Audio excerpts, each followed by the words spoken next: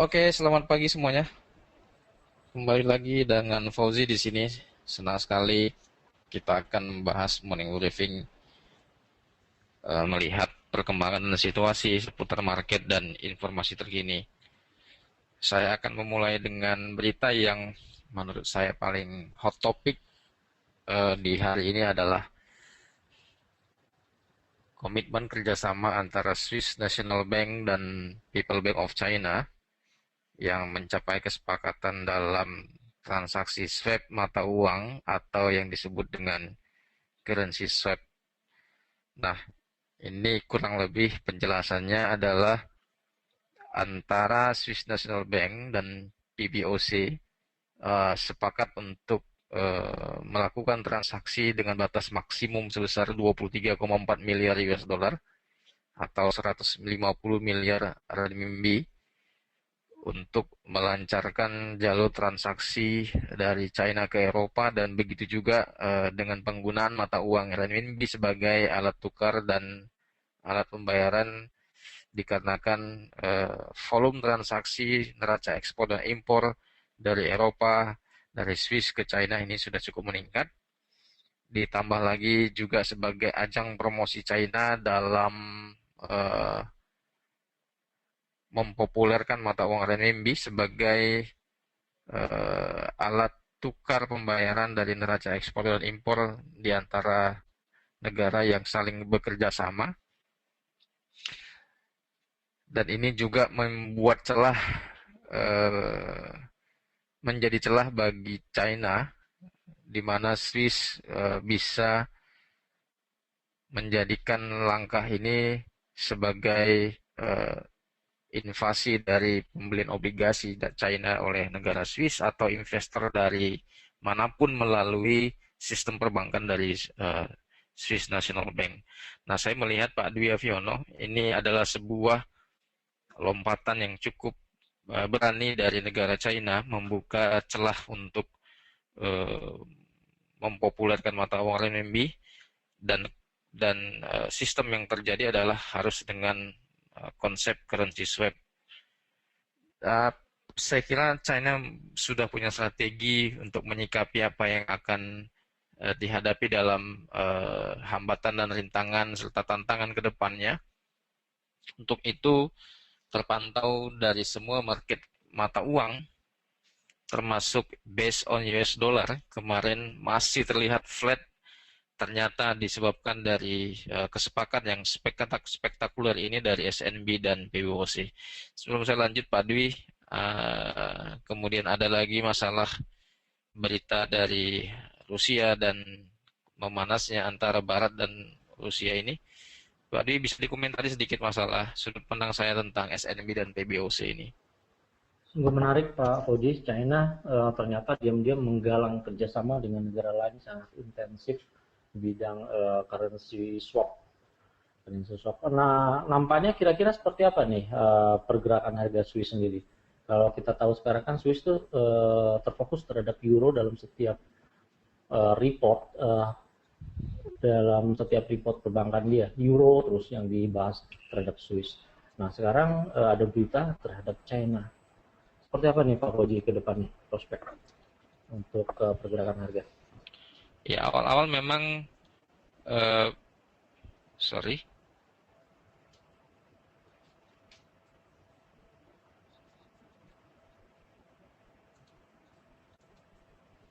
awal-awal memang di Siwan ini, kalau kita lihat ya,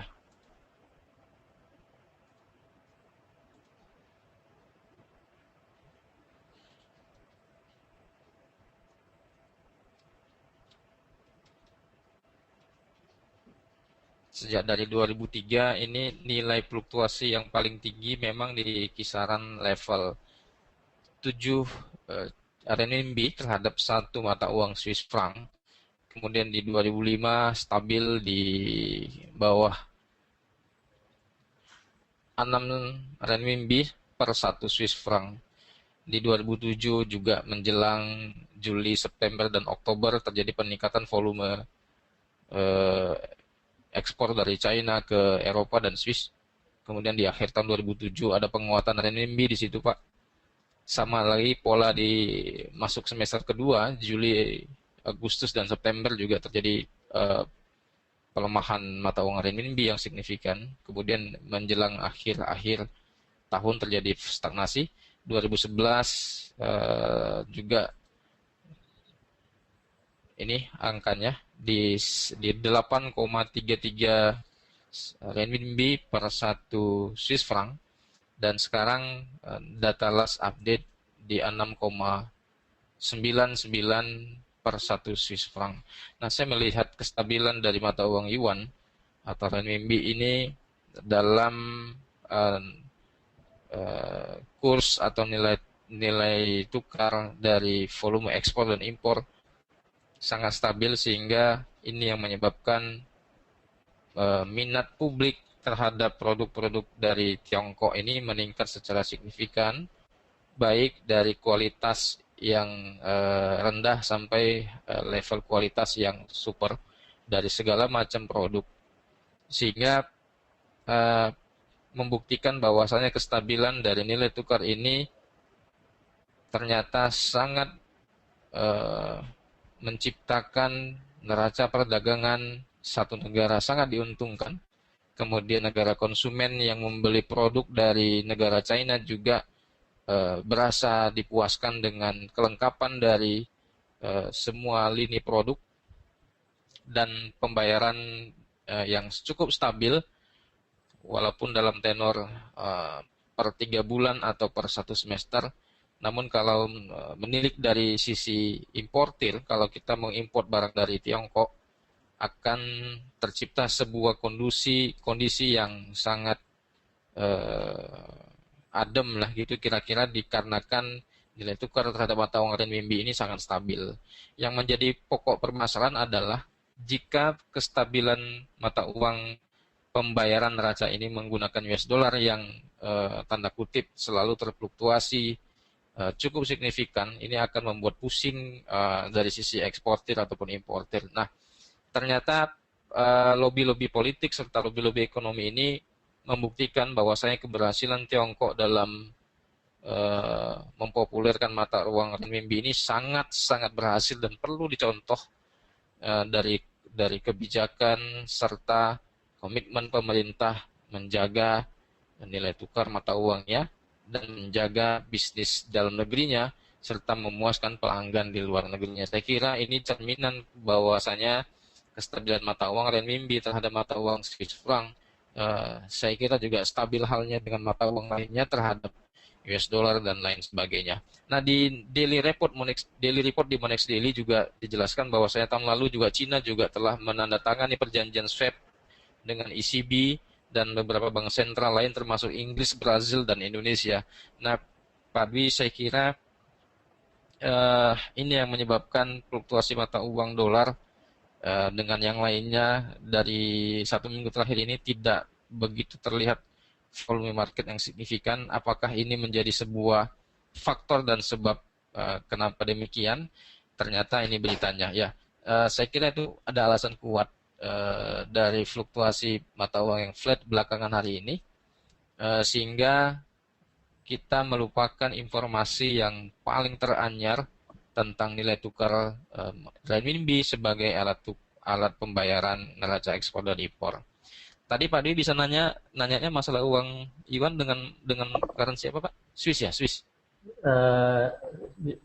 Seperti biasa kan euro terhadap Swiss terhadap euro fokusnya. Ternyata sekarang Swiss sendiri bekerja sama dengan yuan, Pak. Maksud saya fokus Swiss ternyata sekarang mengarah ke China juga. Ya, kalau kita cerita di luaran, barangkali pihak Eropa, ECB, kemudian SNB dari logika berpikir adalah mereka sedikit mengalami pelunakan dari komitmen yang mereka jaga selama ini dalam menjaga nilai tukar US dollar, dikarenakan dominasi produk Tiongkok yang cukup merajai seluruh pasaran ekspor dan impor seluruh dunia, ya. Karena di Tiongkok itu Pak setiap setahun sekali ada bazar, ya, ada bazar produk. Semua macam produk di situ ada, dari mulai peniti, kancing baju dan lain sebagainya, sampai mesin-mesin berat dan teknologi segala macam. Setiap setahun sekali di situ ada bazar yang memamerkan hasil dari produk unggulan China atau Tiongkok dari kualitas 3, 2, 1 dan kualitas super. Anda bisa pilih mau harga yang murah, harga yang sedang dan harga yang quality tinggi. Anda boleh menyesuaikan dengan kantong Anda, nilai tukarnya juga stabil. Ini yang menyebabkan konsumen dari negara China memaksa pemerintahnya untuk membuat kebijakan ini.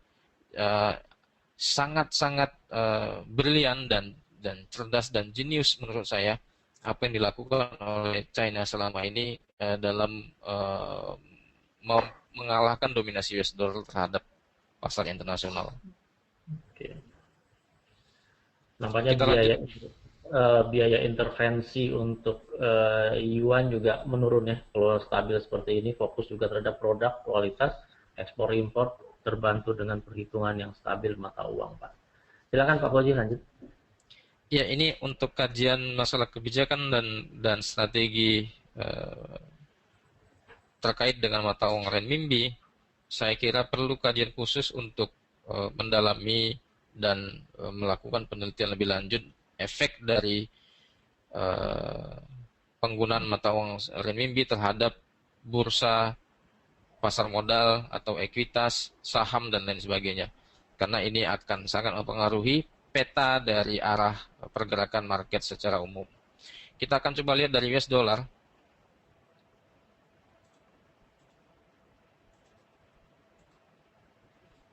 Berjuang untuk menjadi primadona kembali mata uang dolar melalui performa dolar index yang menggambarkan kekuatan mata uang dolar secara keseluruhan.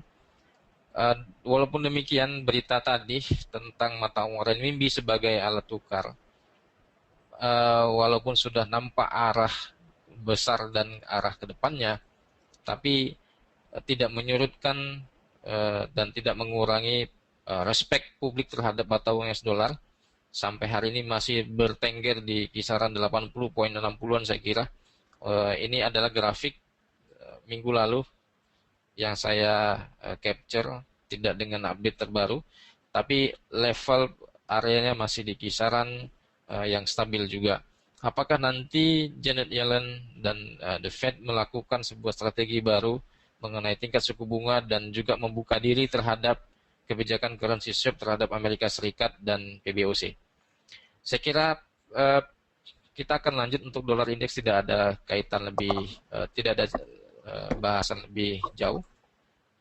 Untuk market movers hari ini, teman-teman semua, jam 10 waktu Indonesia bagian Barat nanti ada pidato dari Gubernur Bank Sentral Australia, Glenn Stephen. Terindikasi laporannya adalah kemungkinan Australia juga akan memangkas suku bunganya dikarenakan langkah dari Swiss National Bank yang sudah membuat kebijakan currency swap dan batas transaksi maksimum yang menjaga nilai kestabilan mata uang dua negara tersebut. Oleh karena itu, sekarang negara-negara yang memiliki dominasi mata uang dari transaksi ekspor-impor internasional sedang memacu diri membuat investor lain tertarik dengan tawaran suku bunga swap yang kecil yang ditawarkan dari negara tersebut. Maksud saya begini, kalau misalkan Australia menerapkan tingkat suku bunga sekarang sebesar 2,5%, ya, contoh misalkan Australia 2,5% dan renminbi menggunakan nilai tukar interest rate-nya di bawah Australian dollar, ini akan membuat currency swap menguntungkan dari pihak negara Australia.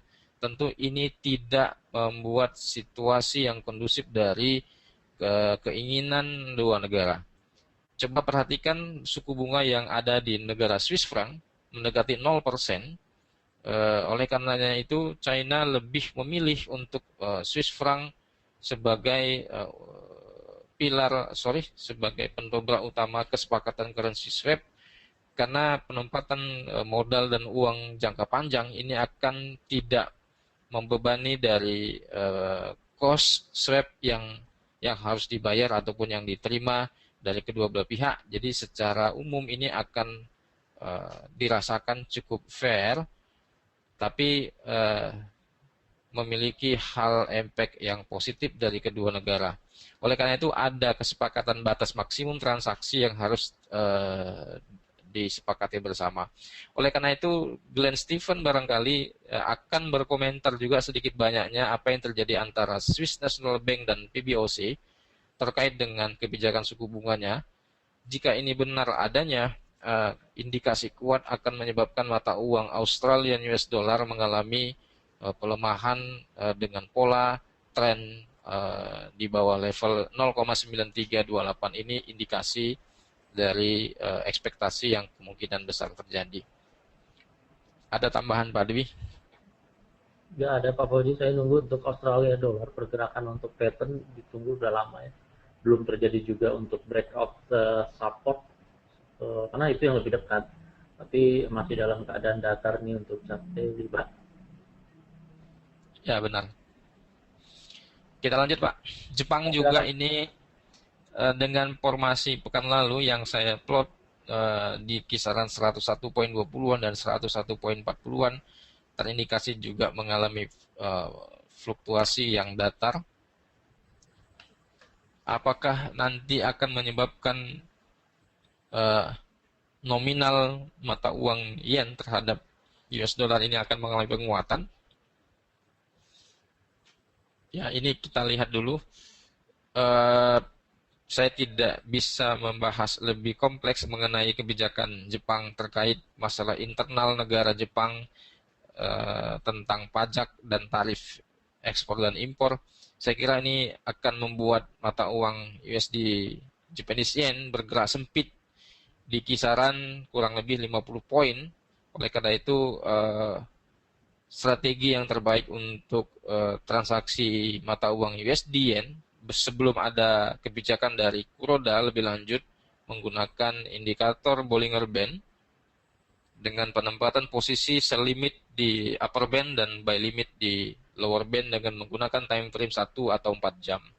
Saya kira ini sangat menarik bagi scalper dan choppy trader untuk memanfaatkan range trader yang ada ya. Kemudian dari euro juga tekanan market belum mengindikasikan akan adanya rebound terhadap mata uang euro. Teman-teman sekali lagi jangan terjebak dengan penurunan euro yang sudah mencapai 1.3500 dengan mengambil penempatan posisi buy, karena ini akan sangat berisiko karena Anda sudah melawan tren yang jelas-jelas menggambarkan kepada kita downtrend masih sangat mendominasi. Break di bottom ini akan menyebabkan volume range ini akan sangat fluktuatif, ditambah lagi Swiss National Bank dan juga ECB yang akan terus mengikuti informasi antara perkembangan dari China. Jelas sekali 0,15% ternyata ECB sudah berancang-ancang dengan apa yang dilakukan oleh China terhadap PBOC dengan Swiss National Bank dan PBOC. Jadi fluktuasinya juga sedikit tidak signifikan besarnya, namun tren masih akan tetap terjaga di kondisi down. Pak Adwi ada tambahan? Untuk euro masih tetap melihat Pak. Silakan Pak, silakan aja. Oke, untuk pound sterling juga tidak ada banyak komentar. Masih malu-malu, tapi sebenarnya GBP ini masih harusnya mau untuk mengikuti situasi perkembangan yang ada. Oleh karena itu, kemarin kalau tidak salah saya membaca di Daily Report ada ancaman dari Inggris untuk keluar dari negara Uni Eropa. Betul ya Pak Dwi? Betul Pak, betul. Ya, menurut saya adalah sekarang kita harus jujur dan menerima keadaan. Artinya situasi sekarang sudah berubah, memaksakan kehendak tidak lagi zamannya. Kalaupun pound sterling atau Inggris keluar dari Uni Eropa, saya kira dia akan salah satu negara yang sangat berani untuk menerima pengecualian dunia menerima renminbi sebagai nilai tukar yang diakui secara de facto. Oleh karena itu, eh, jika nanti tekanan politik dan tekanan ekonomi tidak memenangkan United Kingdom sebagai negara dominasi mata uang secara global, mata uang GBP terhadap US dollar tentunya juga akan mengalami penurunan yang cukup tajam dengan adanya penyesuaian dengan kebijakan mata uang negara-negara lain terhadap renminbi. Saya kira ini adalah kisah yang menarik untuk kita jadikan sebagai catatan khusus di agenda kita tentang situasi yang terjadi dengan kebijakan dari perbankan. Untuk di emas, saya kira juga market masih belum menunjukkan minat secara besar publik mengkonsumsi dan mengkoleksikan emas. Apapun beritanya, berapa banyak pun pesawat yang jatuh, saya kira ini bukan menjadi sebab dan alasan orang beli emas. Namun pilihan emas adalah satu dasar dikarenakan inflasi yang lebih tinggi dari return of investment yang real terhadap nilai aset sebuah kekayaan. Pak Dwi setuju barangkali pendapat saya? Iya. Secara teknikal juga emas masih di dalam range symmetrical triangle, jadi merah juga. Sarana investasi juga nampaknya masih terus memberikan volume terbesar di emas, Pak. Barangkali Pak Dwi ada output, maksud saya ada input dari informasi di Chicago Mercantile Exchange atau di Chicago Board of Trade tentang volume transaksi emas, Pak? Volume transaksi masih tetap sama, Pak. Kebanyakan juga mainstream untuk di emas sendiri masih dikuasai oleh large trade, Pak. Jadi masih berada di dalam rata-rata volume transaksi meskipun terjadi kenaikan juga. Namun yang perlu dilihat itu adalah laporan SPDR Gold Trust juga melihat menunjukkan kenaikan sebesar 1,8 ton menjadi 805,14 ton pada hari Jumat kemarin. Ya, makanya ini sengaja saya ulang-ulang untuk teman-teman semua. Based on case support dari support to support ini memang membuat sentimen positif terhadap emas, tapi based on resisten juga semakin menurun yang membuat negatif terhadap emas, sehingga sangat bijak kalau kita lebih memastikan diri harga ini keluar dari teritori triangle untuk memastikan pola emas memiliki tren yang baru. Oleh karena itu, dari seasonal adjustment yang pernah kita bahas sebelum-sebelumnya, market sudah dari 1345 sudah menyentuh di 1290-an. Saya kira ini adalah sudah fase penurunan yang dia penuhi untuk sesi bulan Juli menjelang ke Oktober.